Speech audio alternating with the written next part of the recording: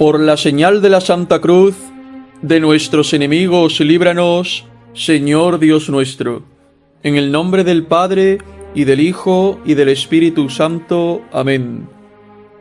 Bendito y alabado sea el Santísimo Sacramento del altar, y la purísima e inmaculada concepción de la bienaventurada siempre Virgen María, Madre de Dios y Madre nuestra, concebida en gracia, sin mácula de pecado original, desde el primer instante de su ser natural.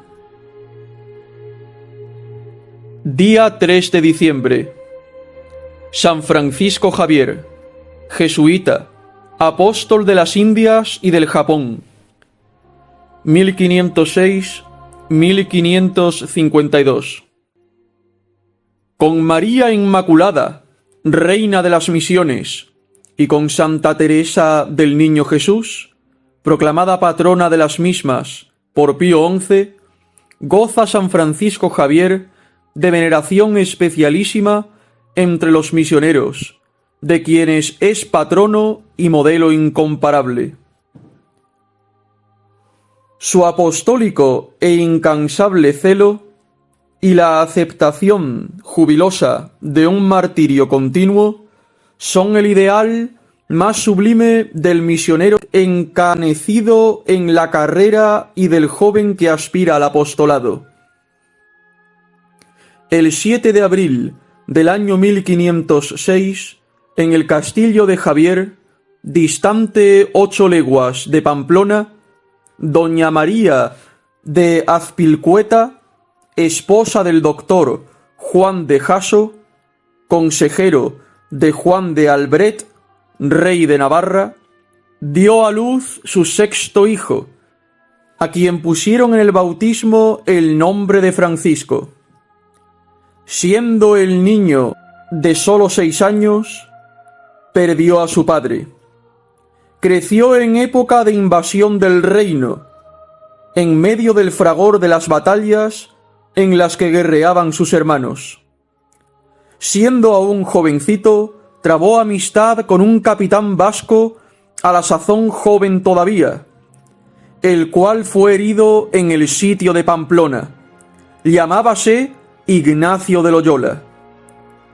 A los 19 años pensó Francisco determinarse por un estado de vida. La ambición comenzaba a despertarse en su alma. Pretendía alcanzar altos cargos como su padre, o quizá escalar las dignidades eclesiásticas, y trasladóse a París, 1525, para estudiar en aquella universidad, ya muy famosa por entonces. Para alojar a los 4 o 5 mil estudiantes extranjeros que la frecuentaban, había colegios en los que se agrupaban los naturales de la misma tierra o región. Para estudiar filosofía, ingresó Francisco en el de Santa Bárbara, donde la mayor parte de los alumnos eran españoles. Los estudiantes de aquel tiempo vivían en pugna unos con otros, por haber entre ellos partidarios de las antiguas y de las nuevas teorías filosóficas. La oleada naturalista del Renacimiento y la del protestantismo empezaban a invadir la universidad. De la noche a la mañana, hallóse metido Francisco en ambiente tan peligroso para la fe y las buenas costumbres.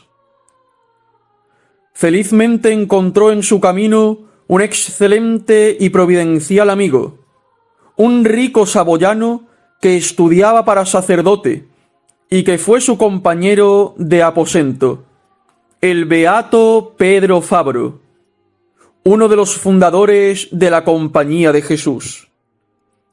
Francisco no pudo menos que dejarse llevar en muchas cosas por esta influencia sobrenatural, salvaguardia de su inocencia. El 15 de marzo de 1530 recibió Javier el grado de maestro en artes. Ya profesor, hácese pronta fama. pues a la vez que letrado es elocuente. Entre sus discípulos de colegio hay un estudiante español, pobre en apariencia. Es Ignacio de Loyola, el antiguo soldado del sitio de Pamplona, recién venido de la cueva de Manresa, donde no obstante su edad, tuvo ensueños de ambición. Había acudido a París para perfeccionarse en las humanas letras, quizá harto descuidadas en su juventud. Pero su principal ilusión consiste ahora en juntar una compañía de varones letrados y celosos con quienes emprender la conquista espiritual del mundo. El primero en quien puso los ojos fue el joven profesor Navarro. Parecíale ver en él un instrumento de apostolado seguro y maravilloso. Intentó, pues, ganarlo para Dios, y dióse a ello con paciente esfuerzo. Y aunque aquel amigo suyo a veces se le burlaba, acabó Ignacio logrando su propósito. Ya en adelante poseyó el corazón de Francisco, cosa que aprovechó para conquistar definitivamente aquella plaza. Hablando de las grandezas humanas que anhelaba Francisco, solía el antiguo capitán del ejército español repetirle a menudo: ¿de qué le aprovecha al hombre ganar el mundo entero si llega a perder su alma? Pensamiento eficaz que iba trabajándole poco a poco. 3 años aún resistió el de Javier a la gracia, pero no cesaba de pensar en el obsesionante «Quide prodest». Ayudáronle sin duda a vencer las interiores resistencias, el ejemplo de magnanimidad y la vida mortificada de Ignacio, las oraciones de su Santa Madre y las que en el recogimiento de un convento de clarisas hacía una hermana suya. Al poco tiempo, el día 15 de agosto de 1534, en la cripta de la iglesia de Montmartre, delante de la sagrada hostia que tenía en su mano el presbítero Pedro Fabro, obligábanse con los votos de pobreza, castidad y obediencia Ignacio de Loyola, Francisco Javier y algunos compañeros más. Todos ellos se comprometían a ir en peregrinación a Tierra Santa para auxiliar a los cristianos cautivos de los mahometanos y, si no pudieren hacerlo, pasarse a Roma para ofrecer su voluntad y corazón al servicio de la Iglesia. Quedaba así fundada la Compañía de Jesús. Poco después tuvo Francisco unos días de retiro o de ejercicios espirituales, bajo la dirección del mismo San Ignacio. Hízolos con tanto fervor y devoción que pasó 4 días enteros sin probar alimento. A fines del año 1531, mientras Ignacio arreglaba algunos asuntos en España, Francisco Javier, con 9 compañeros más, cruzó a Alemania para ir a Venecia. Aquí había de juntarse a la compañía al año siguiente para embarcarse con rumbo a Tierra Santa. En este largo viaje señalóse Francisco por su espíritu de penitencia. Llegaron a Venecia el 8 de enero de 1537. El futuro misionero no quiso más albergue que el Hospital de Incurables.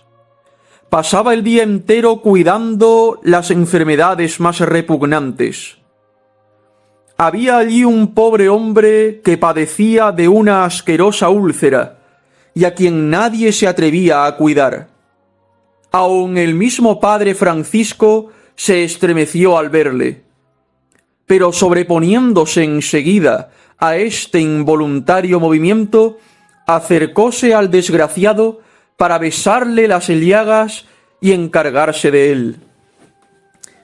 En el mes de marzo siguiente, fuele preciso dejar aquellos ejercicios de caridad, pues San Ignacio le enviaba a Roma con sus compañeros para implorar la bendición del sumo pontífice antes de emprender el viaje a Tierra Santa.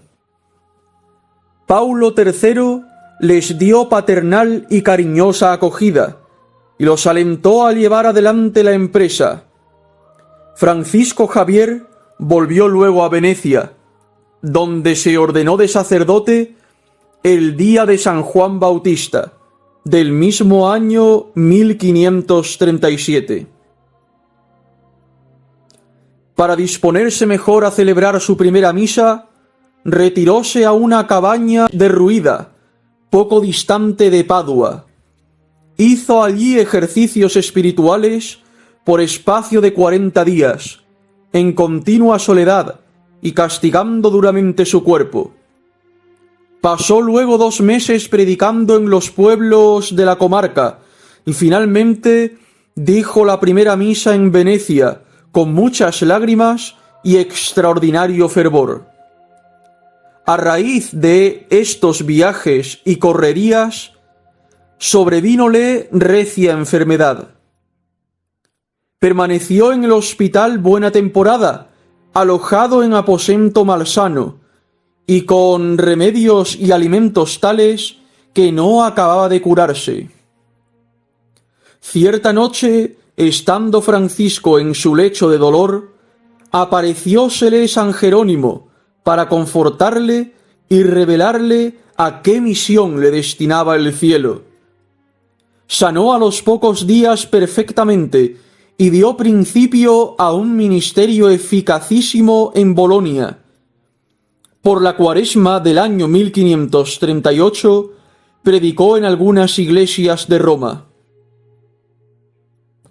La guerra entre venecianos y turcos vino a entorpecer la peregrinación a Tierra Santa.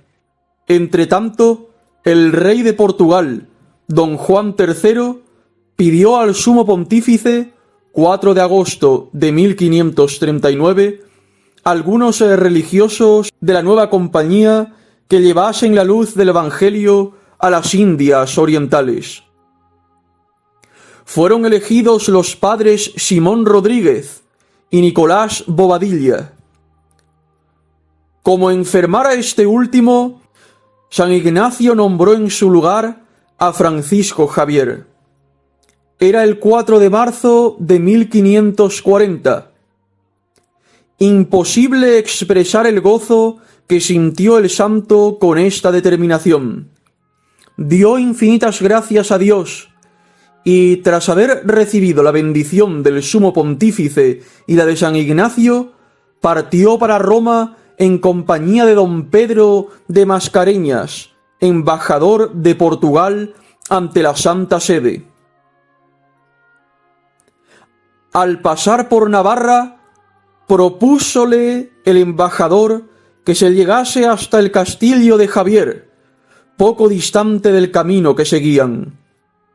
Enternecióse Francisco, pensando volver a ver a su madre, a quien tanto amaba, y saludar a sus hermanos y amigos. Pero juzgando que el sacrificio de aquella visita le valdría las bendiciones del Señor sobre su apostolado, prosiguió el viaje sin detenerse, conteniendo así heroicamente los impulsos de su corazón. Llegó a Lisboa el mes de junio y halló al padre Simón Rodríguez, que había ido por mar. Alojáronse ambos en el hospital y, mientras él llegaba el día de embarcarse, predicaron en las iglesias de la ciudad. Tan extraordinario fruto produjeron aquellos sermones que el rey no acertaba ya a separarse de los 2 santos varones y pidió al Papa que por favor se los dejase. Quedó convenido que el padre Rodríguez permanecería en Lisboa y que el padre Javier se embarcaría para las Indias. En el entretanto, el Papa envió al fervoroso misionero un breve por el que le nombraba nuncio apostólico de los países del Oriente. La flota se hizo a la vela a 7 de abril de 1541. A las órdenes de don Alfonso de Souza, virrey de las Indias. Por su calidad de nuncio apostólico, tuvo que embarcar Francisco Javier en el navío Almirante, a pesar de sus protestas. Fue su viaje un apostolado continuo, predicaba muchas veces a los marineros, les enseñaba la doctrina y, si caían enfermos, les prestaba cuantos servicios necesitaban, animado siempre de grandísima caridad. En septiembre abordó a Mozambique, aprovechó el tiempo que duró la estada para sembrar la palabra de Dios y consiguió extraordinario fruto. De allí llegaron a Malinda, en la costa de Zanguevar, donde también predicó. Y por fin avistaron Goa, capital de la India española, el 6 de marzo de 1542. El santo encontró la ciudad de Goa en muy lamentable estado. Eran muchos los conquistadores que vivían entregados a vergonzosas pasiones, con gravísimo mal ejemplo que impedía la conversión de los infieles. Francisco deploró amargamente aquellos escándalos, pero no se desalentó.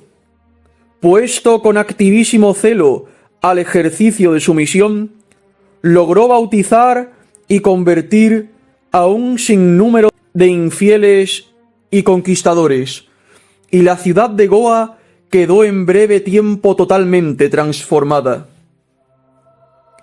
Había en las Indias la distinción de castas, o clases sociales absolutamente separadas unas de otras, lo cual constituía para el misionero un obstáculo casi invencible. Francisco logró maravilloso fruto con las humildes, pero otras, como la de los soberbios brahmanes, refractarios a la palabra divina, mantuviéronse herméticas a su predicación.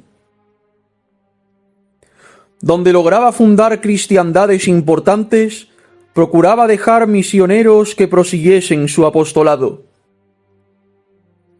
Si la vida activa de Francisco nos muestra al sacerdote insaciable de ganar almas para Dios, la correspondencia que sostuvo hasta el fin de su vida descubre en él al varón de ideas claras y enérgicas, al jefe que no teme la responsabilidad y que sabe mandar cuando es menester, precisamente porque era sublime soñador, jamás vivió fuera de la realidad.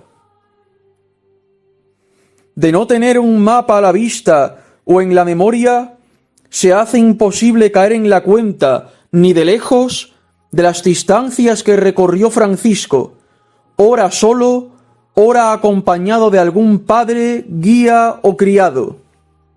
Es un milagro apenas creíble, dados los medios de entonces, pero no faltan pruebas de que realizó aquellos inmensos viajes. Desde Goa, en la costa occidental de la India, bajó el misionero hacia el sur, pasada la estación de las lluvias, y arribó al cabo Comorín para misionar entre los pobres pescadores de perlas.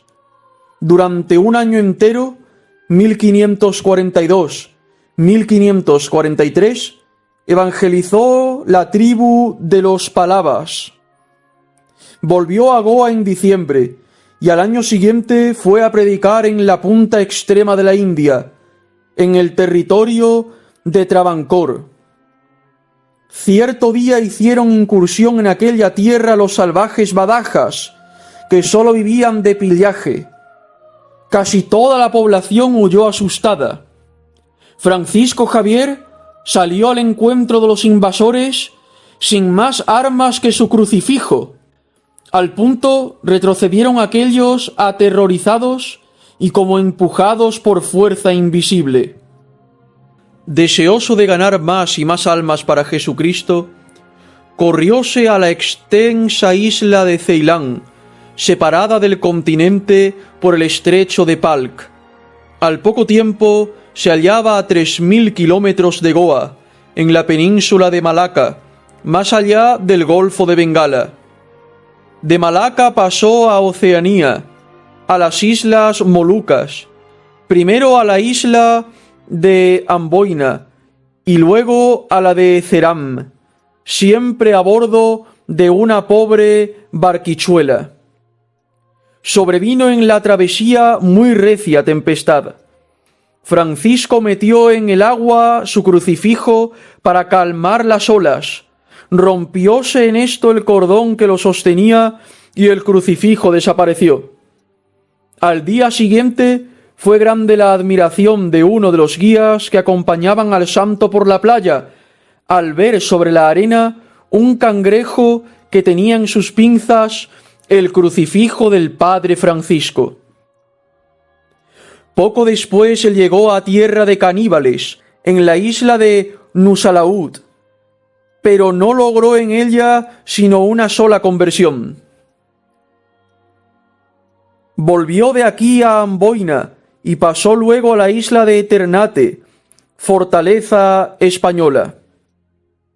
Finalmente, solo y sin ningún auxilio humano, fue a convertir a los salvajes de la isla del Moro, Mindanao.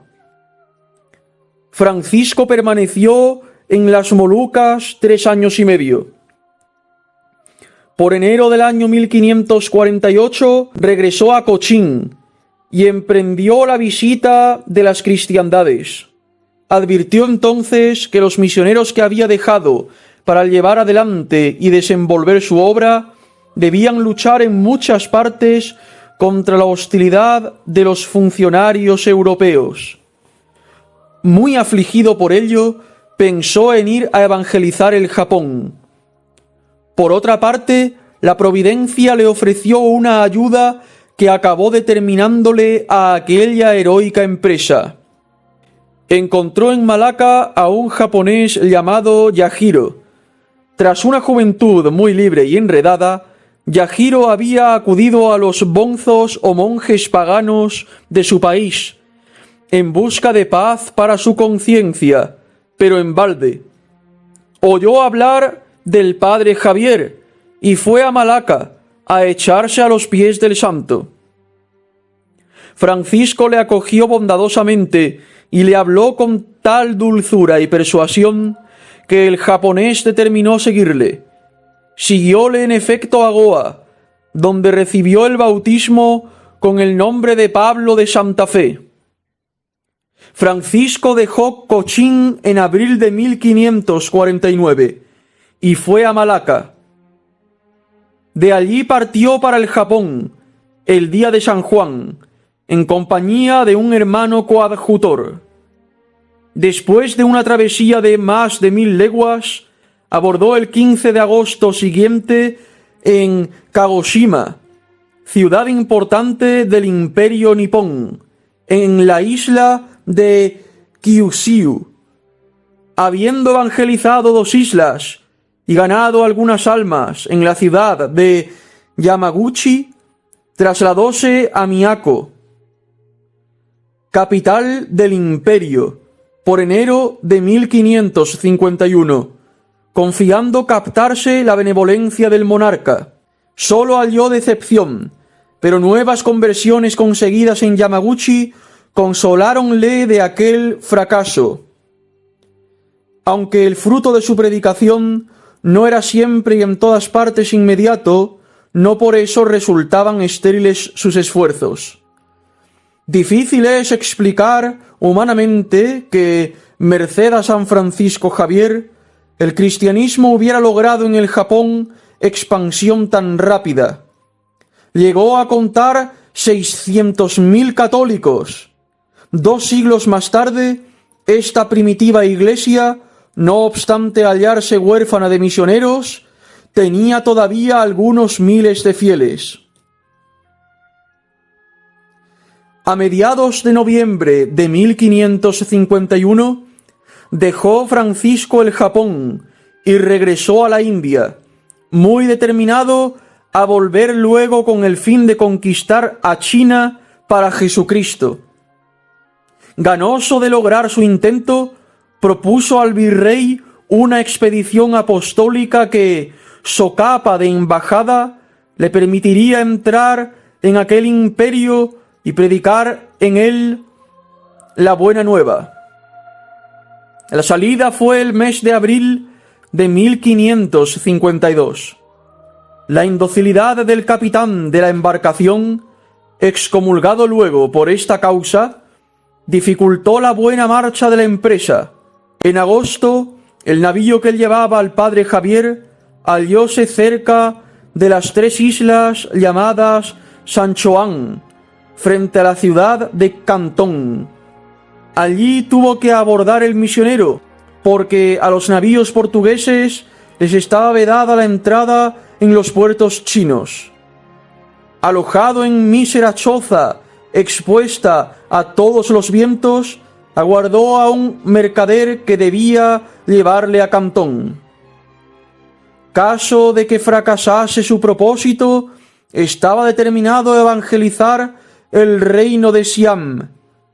Un cristiano chino llamado Antonio y un criado malabar por nombre Cristóbal eran los únicos familiares del nuncio apostólico.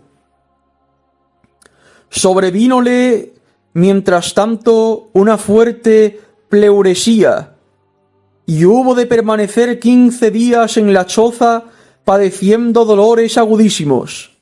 Finalmente, el viernes 2 de diciembre, sintió que se acercaba su hora postrera. Derramando lágrimas de consuelo y apretando en sus manos el crucifijo, pronunció en alta voz estas palabras: «En vos he esperado, Señor, y ya nunca seré confundido». Mientras su rostro se iluminaba con alegría sobrenatural, voló al cielo su bendita alma el 3 de diciembre del año del Señor 1552. Tenía 46 años. Los portugueses pusieron en cal viva el cadáver del santo para que, consumiéndose sus carnes, pudiesen trasladarse pronto los huesos. Pasaron 2 meses, y al abrir el ataúd, vieron admirados que el santo cuerpo estaba intacto. Trasladáronle a Goa, donde todavía se venera, dentro de un relicario de plata en la iglesia del Buen Jesús. Francisco Javier fue beatificado por Paulo V a 25 de octubre de 1619 y canonizado por Gregorio XV a 12 de marzo de 1622, junto con San Isidro Labrador, San Ignacio de Loyola, Santa Teresa de Jesús y San Felipe Neri. El título de patrono de la propagación de la fe, conferido a San Francisco Javier muchísimos años ha, confirmólo oficialmente San Pío X, el 2 de marzo de 1904. Su fiesta fue de rito semidoble desde Alejandro VII, 1663, y de rito doble desde Clemente X, 1670. Desde el soberano pontífice de santa memoria, Pío X, hasta día de hoy, se celebra en la Iglesia Universal con rito doble mayor. En la Archidiócesis de Braga, celébrase con rito doble de segunda clase. En la Archidiócesis de Pamplona, como patrono de todo el Reino de Navarra. Y en el Patriarcado de las Indias Orientales, como patrono de todo el Oriente, con rito doble de primera clase con octava común. En Navarra es día de precepto.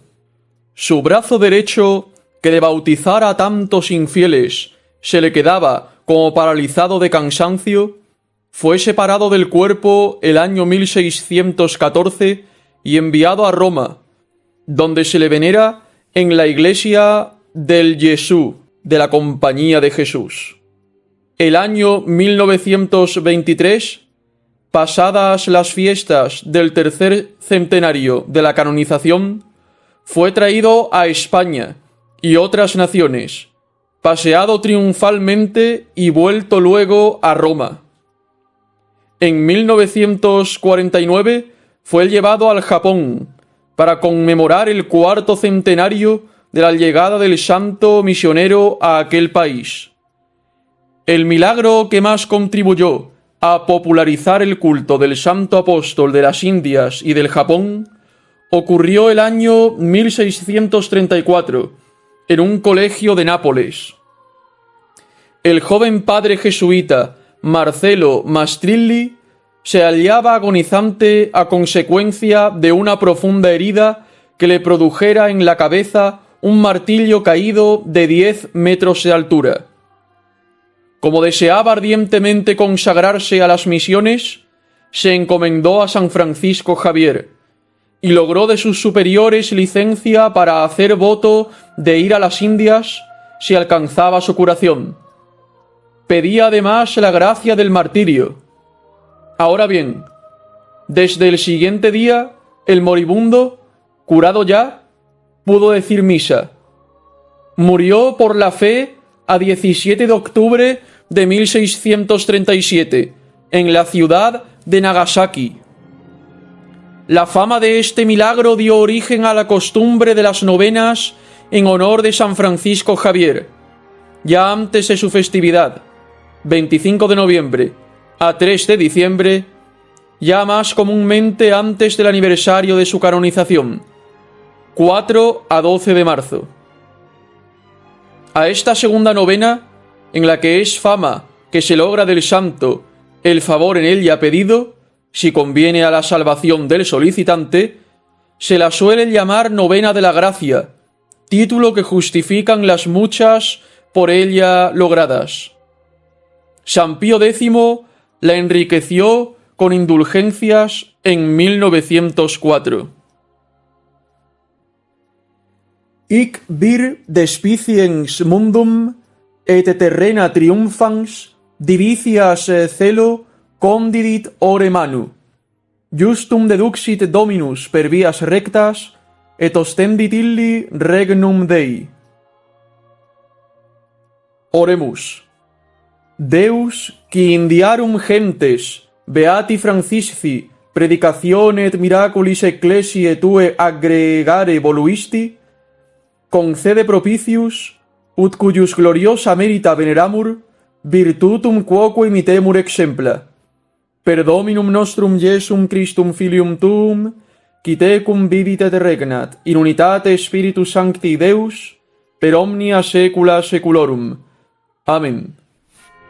San Francisco Javier, rogad por nos. San Francisco Javier, rogad por las Indias. San Francisco Javier, rogad por todo el Oriente. San Francisco Javier, rogad por España. Bendita y alabada sea la hora en que María Santísima vino en carne mortal a Zaragoza. Sea por siempre bendita y alabada. Ave María Purísima, sin pecado concebida. En el nombre del Padre, y del Hijo, y del Espíritu Santo. Amén. Ad maiorem Dei gloriam. Dos banderas. Mira la bandera que eleva en España, Javier que a las Indias a Cristo acompaña, su fe predicando más limpia que el sol, Javier nos conquista, venid misioneros, venid. Unemos por Cristo luchar los primeros, pues Rey se ha llamado del pueblo español. Unemos por Cristo luchar los primeros,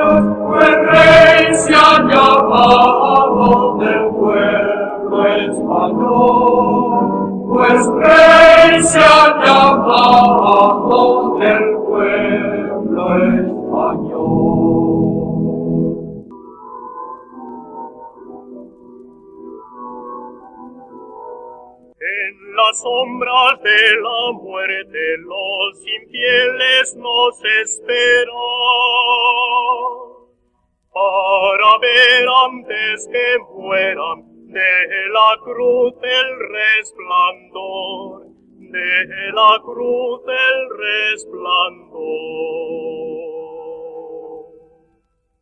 Acudamos a salvarlos con las aguas de la vida, con las aguas de la vida, que derrama de su herida el divino Redentor, el divino Redentor.